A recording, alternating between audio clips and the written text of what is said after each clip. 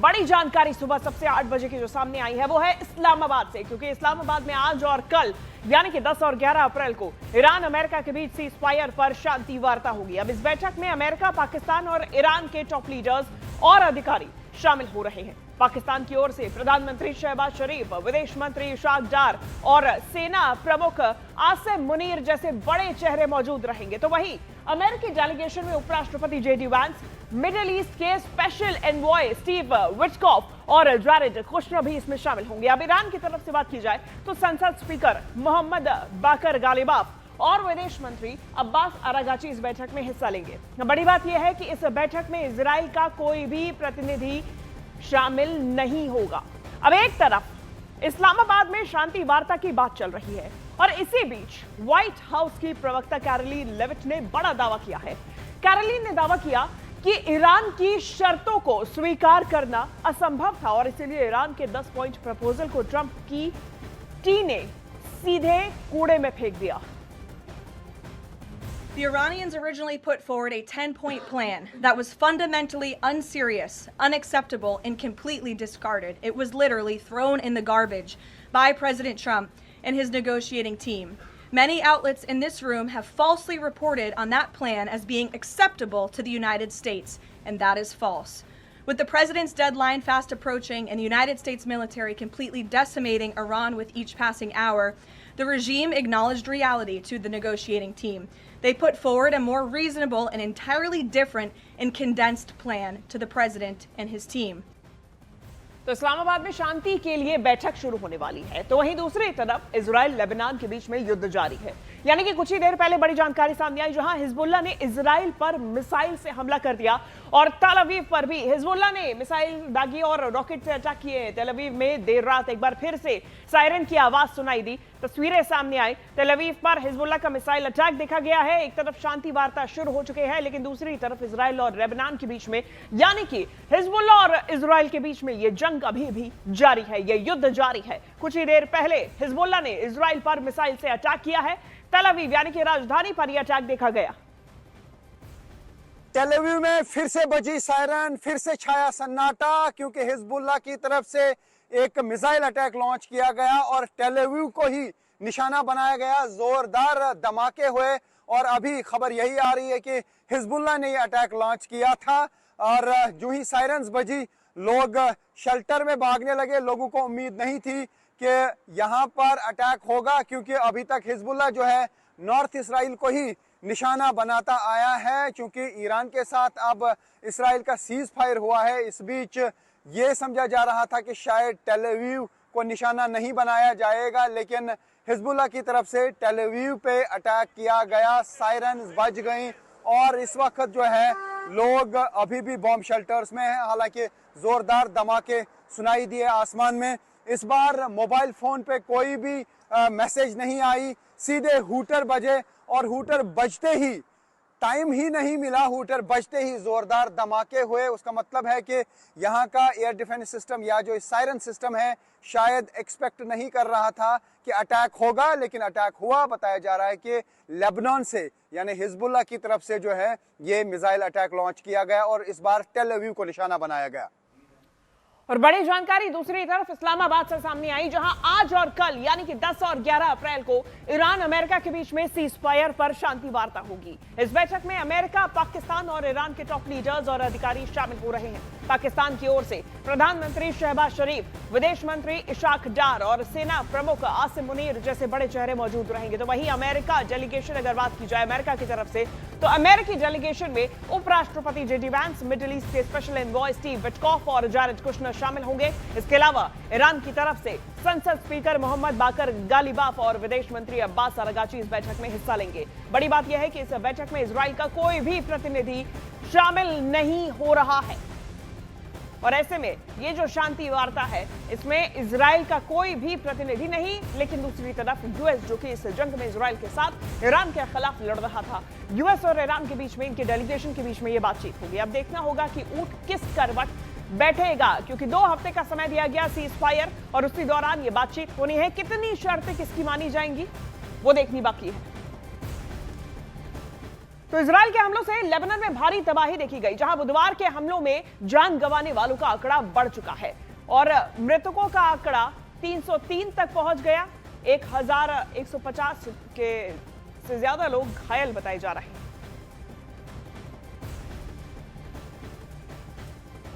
और cease fire के ऐलान के बाद भी बड़े हमले हुए, जिसके बाद अब ये जो आंकड़ा सामने आया है चौंकाने वाला है।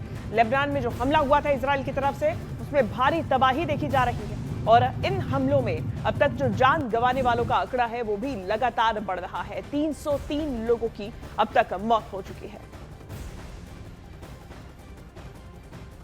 तो इजराइल ने लेबनान में 100 अड्डों पर भयानक हमले किए हैं।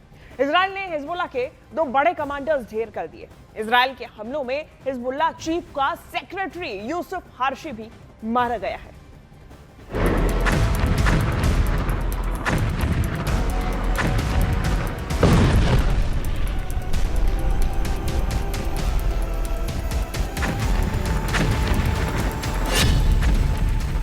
एटम बम पर सीज फायर तोड़ेगा ईरान।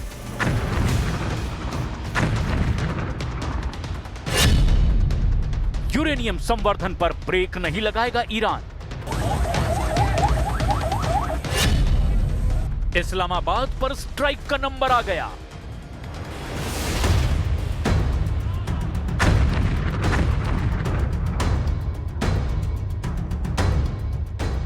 अमेरिका ने जिस एटम बम के डर से ईरान पर हमला किया, वही अब सीज फायर के खात्मे की वजह बन गया है।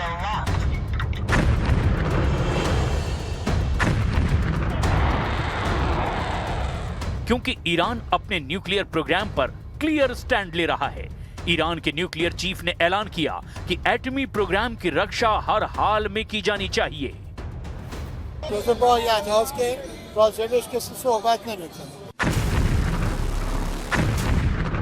ईरान एटमी प्रोग्राम पर बहुत सीरियस है। इसके साथ ही ईरान का दिमाग इजराइल ने लेबनान पर हमला करके खराब कर दिया है। बेरूत का आसमान बारूदी धमाकों से दहल रहा है, जैसे कोई ज्वालामुखी रह रहकर लावा उगल रहा है। इजराइल के बमों की मार से बेरूत बदशक्ल हो गया है। इमारतें खंडहर बन गई है, गलियों में मौत बरस रही है। बेरूत के अल मदरा की तस्वीरें हैं ये।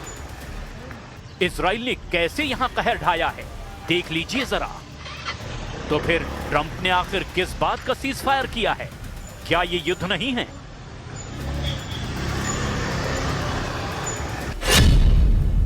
इसीलिए ईरान ने सीज फायर में लेबनान युद्ध को शामिल करने की शर्त जोड़ दी है। ट्रंप ने धमकी दी है कि ईरान की एक गलती से सर्वनाश युद्ध शुरू होगा। इजराइल ने ऐलान किया है कि हिजबुल्लाह की मौत तक युद्ध नहीं रुकेगा। खाड़ी युद्ध में सीज फायर सिर्फ जुबानी जमा खर्च साबित हो रहा है, क्योंकि आग बुझी नहीं है।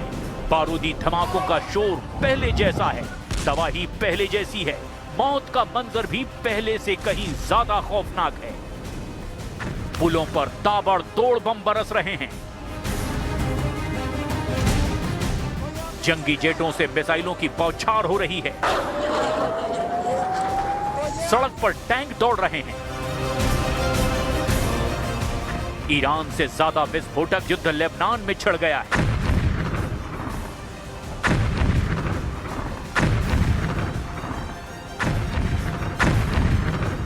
नेतन्याहू ने साफ कर दिया है कि जब तक इजराइल का मकसद पूरा नहीं होगा, युद्ध को कोई ताकत नहीं रोक सकती। इजराइल का पहला मकसद लेबनान में हिजबुल्लाह लड़ाकों का टोटल सफाया है। इजराइल का दूसरा मकसद ईरान के सभी प्रॉक्सी फाइटर ग्रुप का संपूर्ण सर्वनाश है। इजराइल का तीसरा मकसद ईरान को बर्बाद करके घुटने पर लाना है। इजराइल इस समय हिजबुल्लाह चीफ के पीछे पड़ा हुआ है। नसरल्लाह की तरह नईम कासिम का खात्मा करके इजराइल लेबनान में बफर जोन बनाना चाहता है।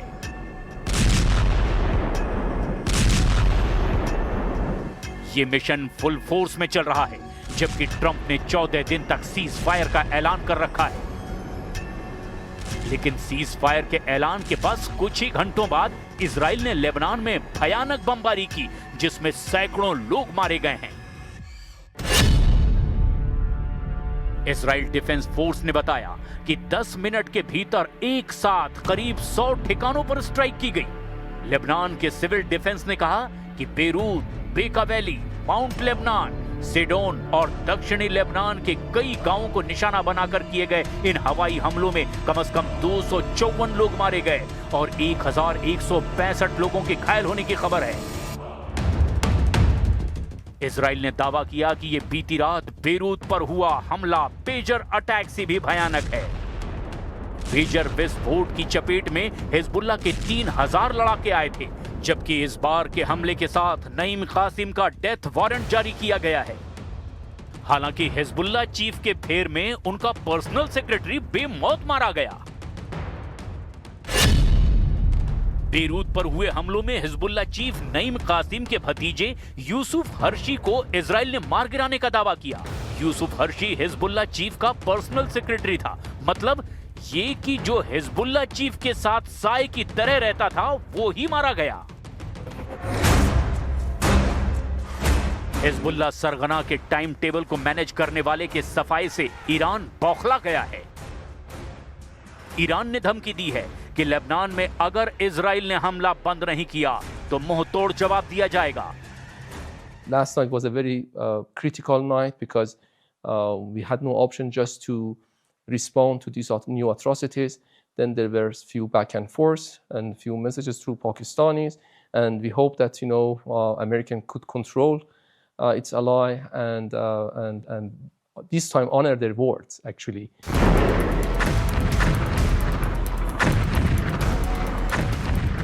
और इस बीच बड़ी जानकारी सामने आई कि ईरान पर एक बार फिर डोनाल्ड ट्रंप भड़क उठे, क्योंकि ट्रंप ने कहा कि हॉर्मोज पर ईरान का काम बहुत खराब है। हॉर्मोज ईरान बेईमानी स्ट्रेट ऑफ हॉर्मोज में कर रहा है।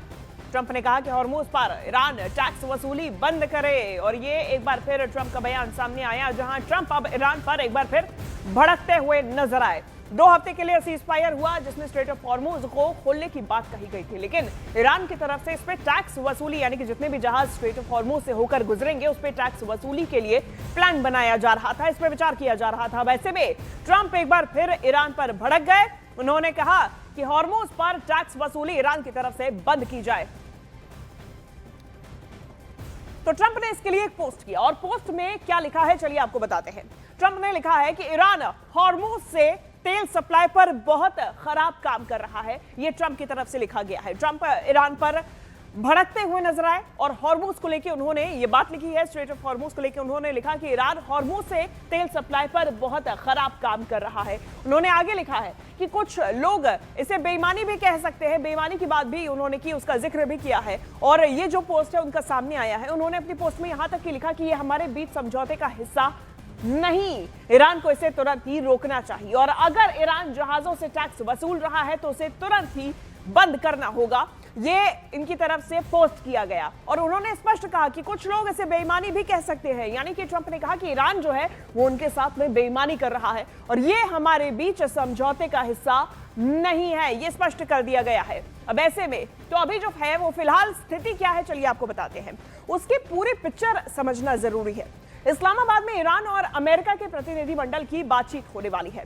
दोनों ही पक्ष युद्ध खत्म करने को लेकर शर्तों पर बातचीत करेंगे। तो इधर बातचीत से पहले ईरान के सुप्रीम कमांडर मुस्तफा खामेनेई ने कहा कि वो अयातुल्लाह अली खामेनेई की मौत का बदला लेकर रहेंगे। अब ऐसे में समझिए, शहादत का बदला भी बाकी है, और इन सब के बीच में लेबनान में मौजूद हिजबुल्लाह एक बड़ा मुद्दा बना हुआ है। नेतन्याहू जो है वो हिजबुल्लाह पर कोई भी नरमी दिखाने के मूड में नहीं है। तो उधर हिजबुल्लाह ने भी आज इजराइल पर हमले किए। नेतन्याहू कह चुके हैं कि लेबनान को सीज फायर समझौते में शामिल कर सकते हैं, लेकिन हिजबुल्लाह को हथियार डालना होगा।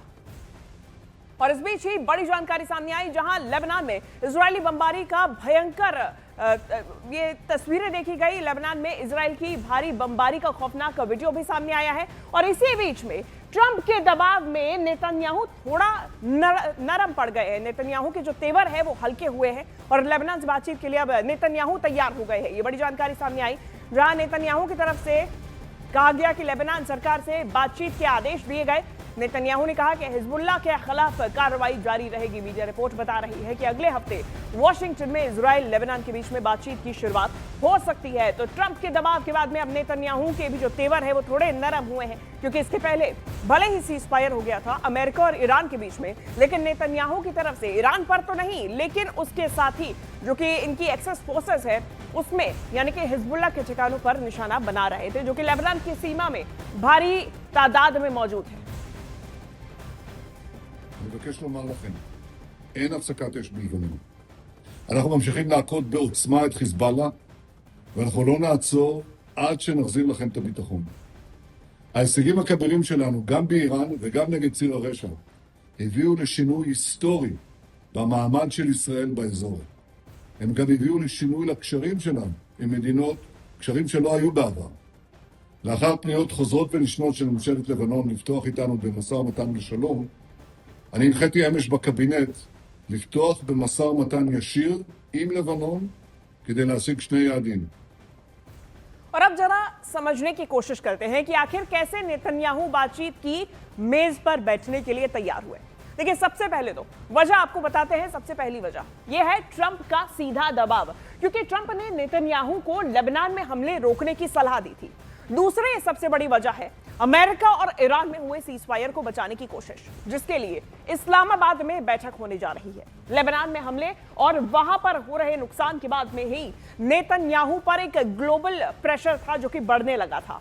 और जैसा कि खुद नेतन्याहू ने बताया है कि लेबनान की तरफ से पहल की गई थी हमलों की, जिसमें नेतन्याहू ने लेबनान सरकार को हिजबुल्लाह के खिलाफ कार्रवाई के लिए भी कहा है। अब या फिर ये नेतन्याहू और ट्रंप दोनों का ही एक सोचा समझा रणनीतिक कदम हो सकता है, जिसमें हमलों के साथ साथ बातचीत को भी जारी रखने की कोशिश की जाए। तो ये जो वजहें हैं, इस वजह से अब जो है बातचीत होगी। लेकिन इस वक्त सीज फायर के दो मोर्चे खुलते नजर आ रहे हैं। पहला एक इस्लामाबाद पाकिस्तान में, जहां पर अमेरिका और ईरान का समझौता हो सकता है, बातचीत हो सकती है। ये दो मोर्चे हैं, पहला तो इस्लामाबाद और यानी कि पाकिस्तान में, दूसरा वॉशिंगटन अमेरिका में। और ये जो बातचीत होगी और सीज फायर होगा वो होगा इजराइल और लेबनान के बीच में, यानी कि ये बातचीत होगी। अब ये महत्वपूर्ण इसलिए हो जाता है क्योंकि इन्हीं की वजह से जो पश्चिम एशिया है वो पूरी तरीके से संकट में था। बड़ी जानकारी इस बीच सामने आई है कि सीज फायर के बाद ईरान के सुप्रीम लीडर का पहला बयान सामने आया। मुस्तफा खामेनेई का दुश्मनों को सख्त संदेश सामने आया। मुस्तफा खामेनेई ने कहा कि ईरान पर हमला करने वालों को हम छोड़ेंगे नहीं। मुस्तफा ने कहा कि ईरान जंग नहीं चाहता, लेकिन शहादत का बदला तो लेंगे। हॉर्मुज मैनेजमेंट अब एक नए फेज में जाएगा। तो मुस्तफा खामेनेई की तरफ से ये पहला बयान सीजफायर के बाद सामने आया है। मुस्तफा खामेनेई यानी कि ईरान के supreme leader Ayatollah Ali Khamenei, इनके पिताजी की मौत 28 फरवरी इजराइल और यूएस के संयुक्त हमले में हुई थी, जिसके बाद मुस्तफा अली खामेनेई को सुप्रीम लीडर बनाया गया। और उसके बाद अब जब सीज फायर हुआ है तो पहला बयान सामने आया और पहले बयान में ही मुस्तफा खामेनेई ने स्पष्ट कर दिया कि वो अपने पिता की मौत का बदला जरूर लेंगे। सुप्रीम लीडर का यह नया मैसेज सामने आया। तो ऐसी एक नहीं सैकड़ों वजह है जो बता रही है कि 14 दिन का सीज फायर जमीनी तौर पर बेहद कमजोर है। देखिए, तेल अवीव पर अगर टूटा सीज फायर तो ट्रंप करेंगे महाविनाश। 14 दिन का सीज फायर कभी भी टूट सकता है। खुफिया रिपोर्ट्स और रणनीतिक विश्लेषकों जैसे CSIS और रक्षा थिंक टैंक के मुताबिक युद्ध में सभी पक्ष एक दूसरे पर बेहद खूनी हमले करने को तैयार हैं। अब आप इसे दो तस्वीरों और दो तुलनाओं से समझ सकते हैं। ईरान का डबल युद्ध, ट्रंप का आखिरी युद्ध। ईरान के तेवरों को लेकर के अमेरिका और इजराइल ये मानकर चल रहे हैं कि ईरान पर नए सिरे से और ज्यादा घातक हमले करने होंगे। वहीं ईरान, रूस और चीन की मदद से अमेरिका और इजराइल दोनों से अब डबल युद्ध की तैयारी में जुट गया है। तो अमेरिका और इजराइल पर भारी पड़ सकता है। अब तक के हमलों में ईरान के सैन्य और नेतृत्व के ढांचे को काफी नुकसान पहुंचा, लेकिन यदि सीज फायर टूटता है तो ट्रंप ईरान के सिविलियन एनर्जी इंफ्रास्ट्रक्चर पर सबसे खौफनाक हमला करेंगे। ट्रंप ने पहले ही चेतावनी दी कि यदि होर्मुज में बाधा डाली गई तो फिर ईरान के खार्ग द्वीप को निशाना बनाएंगे। इसके अलावा ईरान के बड़े पावर ग्रिड और रिफाइनरियों पर हमला करके देश को अंधेरे में धकेलने का प्लान है। वहीं दूसरी तरफ ईरान में कुद्स फोर्स के प्रमुख इस्माइल कानी ने अमेरिका और इजराइल को भीषण हमले की चेतावनी दी है। कुद्स फोर्स के प्रमुख इस्माइल कानी ने कहा, अमेरिकी सेना का अंतिम भाग्य इस क्षेत्र से दुम दबाकर भागना होगा। उन्होंने अमेरिकी विमान वाहक पोतों जैसे यूएसएस गेराल्ड आर फोर्ड का उदाहरण देते हुए कहा कि वे मुजाहिदीन के डर से पीछे हट गए। कुद्स फोर्स के प्रमुख इस्माइल कानी ने कहा कि ईरान के बुनियादी ढांचे और नेतृत्व पर हुए हमले का हिसाब इजराइल के दिल तेल अवीव से लिया जाएगा। वहीं ईरान के विदेश मंत्री अब्बास अराक्ची ने कहा कि यदि इजराइल लेबनान पर हमले नहीं रोकता तो ईरान युद्ध विराम समझौते से पूरी तरह बाहर हो जाएगा। उन्होंने इसे अंतिम चेतावनी बताया है। अब्बास अराक्ची ने अल जजीरा को दिए बयान में कहा कि ईरान इजराइल को उन उल्लंघनों के लिए कड़ी सजा देगा जो उसने सीज फायर के दौरान किए हैं। खुफिया रिपोर्ट्स के अनुसार ईरान के तटीय जल शोधन संयंत्रों पर हमला किया जा सकता है, जिससे वहां पीने के पानी का संकट पैदा हो जाए। हालांकि जून 2025 में कुछ परमाणु केंद्रों पर हमले हुए थे, लेकिन अब इजराइल भूमिगत ठिकानों जैसे फोर्डो को पूरी तरह से नष्ट करने के लिए बंकर बस्टर मिसाइलों का उपयोग कर सकता है। नई कुद्स फोर्स और आईआरजीसी के बचे हुए कमांडरों के मोबाइल ठिकानों और बंकरों को प्रेसिजन स्ट्राइक से निशाना बनाने की तैयारी हो रही है। यानी ईरान एक ऐसे डबल युद्ध में शामिल हो चुका है, जहां एक तरफ कूटनीति के मोर्चे पर पाकिस्तान में ईरान की परीक्षा होगी, जबकि दूसरी तरफ लेबनान में इजराइल के हमलों पर अब ईरान को यह साबित करना होगा कि वो इजराइल के हमलों का बदला जरूर लेगा।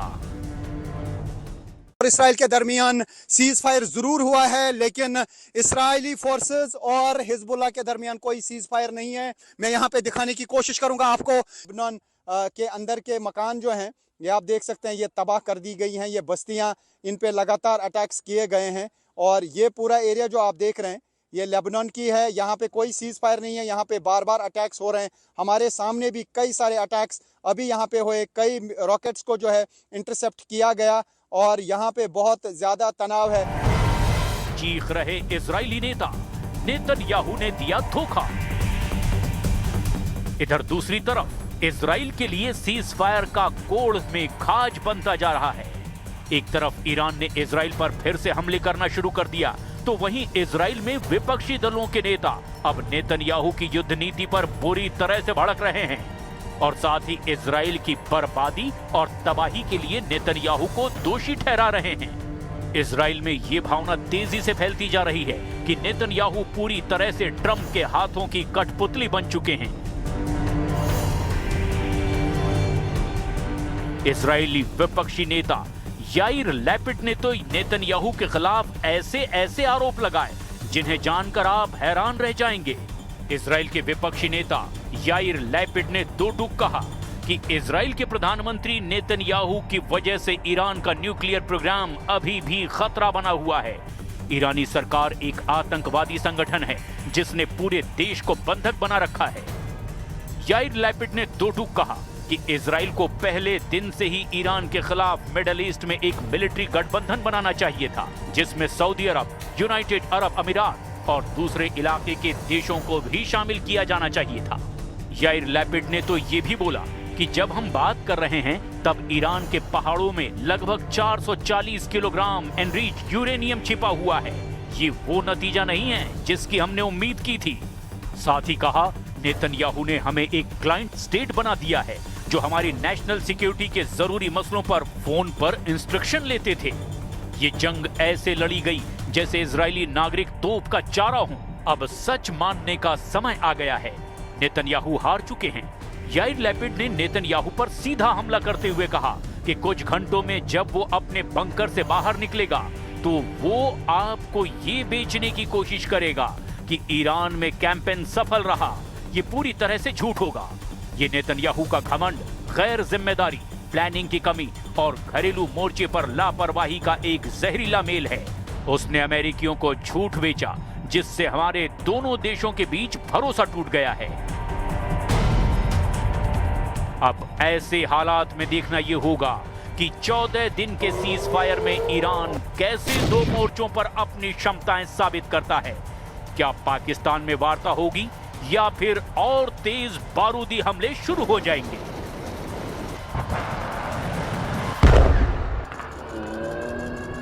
वहीं इस बीच जानकारी सामने आई कि तेल अवीव पर हिजबुल्लाह ने रॉकेट्स दाग दिए। हिजबुल्लाह के हमले इजराइल ने नाकाम कर दिए, यानी कि इजराइल की जो एयर डिफेंस फोर्स है और साथ ही साथ में जो एयर डिफेंस सिस्टम है उसकी तरफ से लगातार जो रॉकेट अटैक और मिसाइल अटैक्स जारी हैं उसको नाकाम किया जा रहा है, इंटरसेप्ट किया जा रहा है। लेकिन लगातार लेबनान की सीमा के अंदर से हिजबुल्लाह की तरफ से ये रॉकेट अटैक और मिसाइल अटैक जारी है। हिजबुल्लाह की तरफ से तेल अवीव को निशाना बनाया जा रहा। तस्वीरें आपके सामने हैं, यानी कि दोनों ही तरफ से बमबारी जारी है और इजराइल और लेबनान के बीच में भले ही अब तक सीज फायर की बातें चल रही हों, लेकिन ये हमले अभी भी जारी हैं।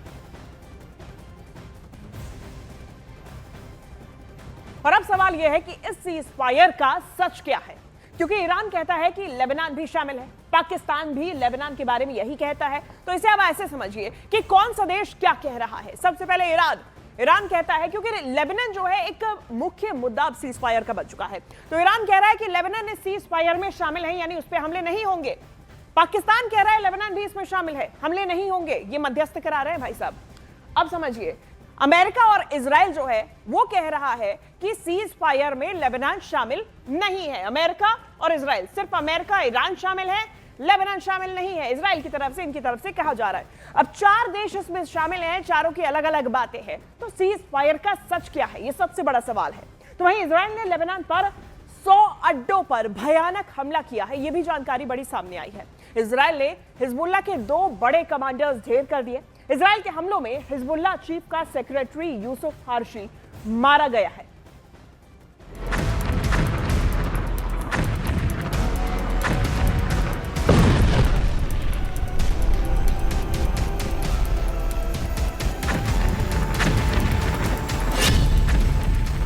एटम बम पर सीज फायर तोड़ेगा ईरान।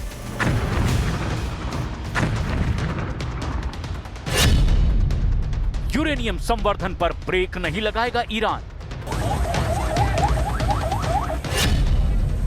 इस्लामाबाद पर स्ट्राइक का नंबर आ गया।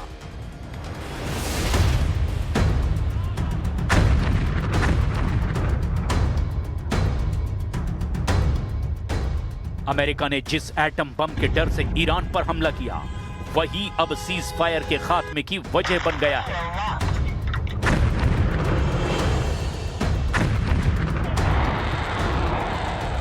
क्योंकि ईरान अपने न्यूक्लियर प्रोग्राम पर क्लियर स्टैंड ले रहा है। ईरान के न्यूक्लियर चीफ ने ऐलान किया कि एटमी प्रोग्राम की रक्षा हर हाल में की जानी चाहिए।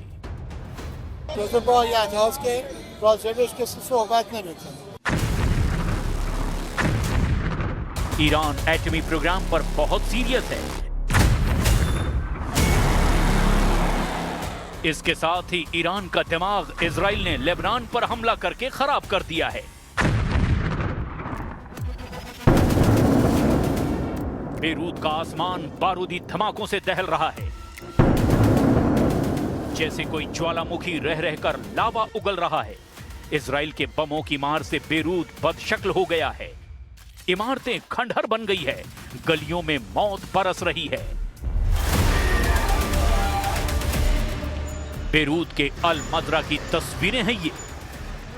इजराइल ने कैसे यहां कहर ढाया है, देख लीजिए जरा। तो फिर ट्रंप ने आखिर किस बात का सीज फायर किया है? क्या ये युद्ध नहीं है?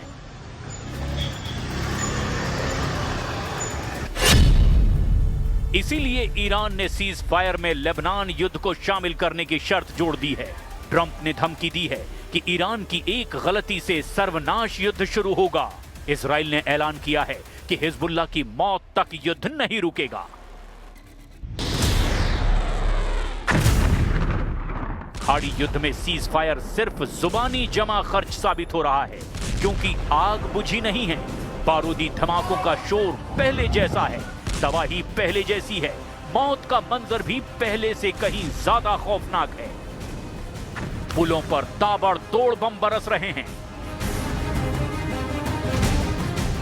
जंगी जेटों से मिसाइलों की बौछार हो रही है। सड़क पर टैंक दौड़ रहे हैं। ईरान से ज्यादा विस्फोटक युद्ध लेबनान में छिड़ गया है।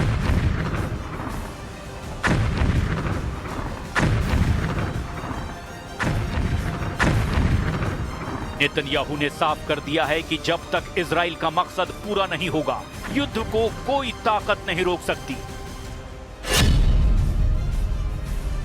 इजराइल का पहला मकसद लेबनान में हिजबुल्लाह लड़ाकों का टोटल सफाया है।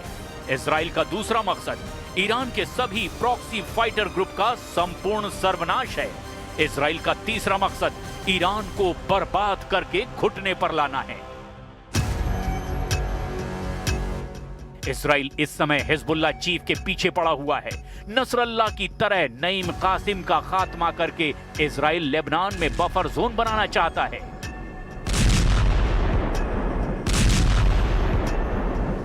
ये मिशन फुल फोर्स में चल रहा है, जबकि ट्रंप ने 14 दिन तक सीज फायर का ऐलान कर रखा है।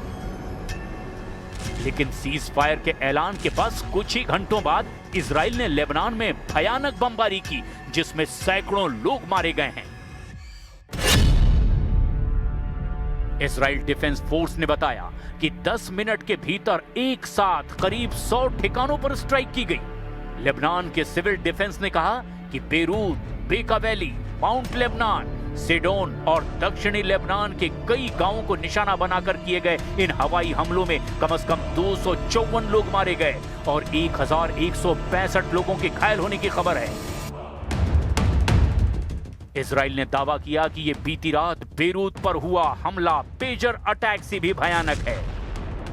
पेजर विस्फोट की चपेट में हिजबुल्लाह के 3000 लड़ाके आए थे, जबकि इस बार के हमले के साथ नईम कासिम का डेथ वारंट जारी किया गया है।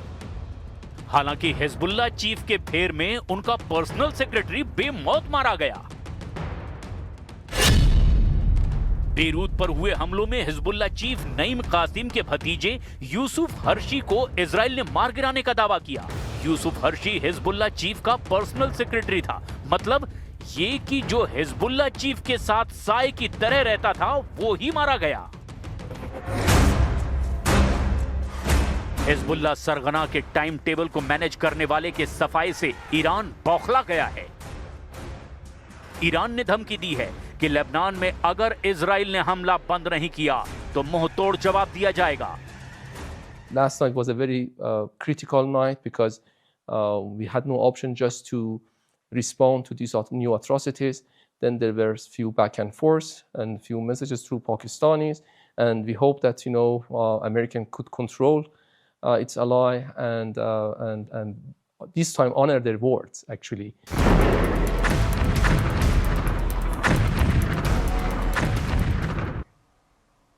तो साफ है कि ईरान और अमेरिका में सीज फायर के बाद भी लेबनान में इजरायली सेना का एक्शन जारी है। हिजबुल्लाह के खिलाफ इजराइल का जो ऑपरेशन जारी है वो जल्द ही उसकी आपको 5 बातों पर उसकी नजर डालते हैं कि किस तरीके से ऑपरेशन जारी है। पहला, दक्षिणी लेबनान पर कब्जे की योजना चलाई जा रही है इजराइल की तरफ से, यानी कि ग्राउंड ऑपरेशन के माध्यम से। पहले लितानी नदी पर कब्जे, यहां तक कि कब्जे का ऐलान किया गया। अब जहरानी नदी के उत्तर में शिफ्ट होने का फरमान जारी कर दिया गया। ये इस तरीके से लेबनान में ग्राउंड ऑपरेशन चलाया जा रहा है, हमले किए जा रहे हैं। आईडीएफ का ये पूरा प्लान। अब डिफेंसिव सिक्योरिटी जोन बनाने का दावा भी इजराइल की तरफ से किया गया और दक्षिण लेबनान से बड़ी संख्या में पलायन शुरू हो चुका है। ये है मौजूदा हालात। अब देखिए, इजराइल लेबनान को 2 हिस्सों में बांटने की तैयारी कर रहा है। कैसे, चलिए आपको समझाते हैं। शुरुआत में इजराइल ने लितानी नदी तक पहुंचने का दावा किया। अब इसको समझिए, यह है इजराइल और लेबनान। यहां पर हिजबुल्लाह के ठिकाने हैं जिसको निशाना बनाने की बात इजराइल करता है, लेकिन साथ ही साथ में लेबनान, दक्षिणी लेबनान पर कब्जे की बात। तो ये लितानी नदी पहले यहां तक पहुंचने की बात की गई। अब जो है इजरायली सेना यानी कि आईडीएफ, इजरायली डिफेंस फोर्सेस, इनकी तरफ से कोशिश जारी है जहरानी नदी तक पहुंचने की, यहां पर इस इलाके तक नियंत्रण करने की। अब ये नदी जो है लेबनान की सीमा से लगभग 20 से 30 किलोमीटर का ये बफर जोन है। ये नॉर्थ में है। इजराइल इसे हिजबुल्लाह की गतिविधियों को रोकने के लिए एक बफर जोन मानता है या फिर सिक्योरिटी जोन के तौर पे देख रहा है। ये वाला एरिया जो 20 से 30 किलोमीटर का इजराइल की सीमा के बाद से है।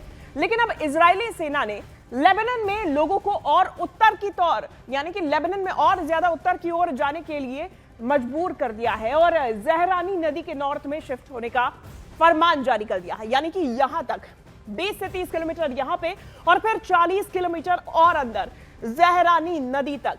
यानी कि अब जो प्लानिंग है वो ये है कि ज़हरानी नदी तक जाने की तैयारी और ऑपरेशनल जो जोन है ये पूरा, उसका दायरा और ज्यादा बढ़ा दिया है, जो कि लितानी की ओर और भी आगे जा सकता है। अब ऐसे में इस बीच सामने आई है जानकारी जहां ईरानी टीम बातचीत के लिए इस्लामाबाद आने का दावा गलत बता रही है। ईरानी न्यूज एजेंसी तस्नीम ने दावे को गलत बताया।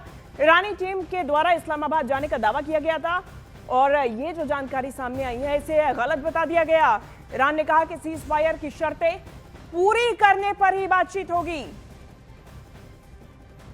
ये बहुत बड़ी जानकारी सामने आई है और बहुत बड़ा दावा सामने आया। ईरानी टीम बातचीत के लिए इस्लामाबाद आने का जो दावा सामने आया था वो गलत बताया गया है। ईरानी न्यूज एजेंसी तस्नीम की तरफ से इस दावे को गलत बताया गया। दावा किया गया था कि पाकिस्तान जो ईरानी टीम है, डेलीगेशन है, वो पहुंच चुकी है बातचीत के लिए और ये जो प्रतिनिधि मंडल का इस्लामाबाद पहुंचने का दावा था उसे ईरानी न्यूज एजेंसी तस्नीम जो है ईरानी न्यूज एजेंसी है इसकी तरफ से गलत बता दिया गया। कहा गया कि सीज फायर की शर्तें पूरी होने पर ही बातचीत की जाएगी।